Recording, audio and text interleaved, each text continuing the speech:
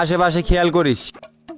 এই শালা মুরগি খারাপ, এই মুরগি, এই বাইক না রে, তোর দে। এই যে পাইছি, ওয়েট দাদা। দাদা টিউটে এই যে ব্রো, এই যে ভাইয়া, আপনি মুখ দিকে বোঝা গেছে আপনি দেশি মুরগি পছন্দ করেন।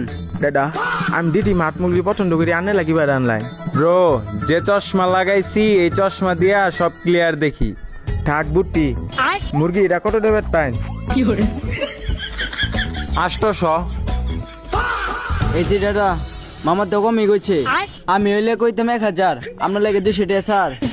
আন্নেরা দিরাম তাই তো শুন ভাই, আন্নে গলে মুরগি আন্নে লাই খাইন, আমার ফির দিটি মুরগি আমি দেয়। ব্রো আমনের লাইগা আরো 200 কম, 600 টাকা।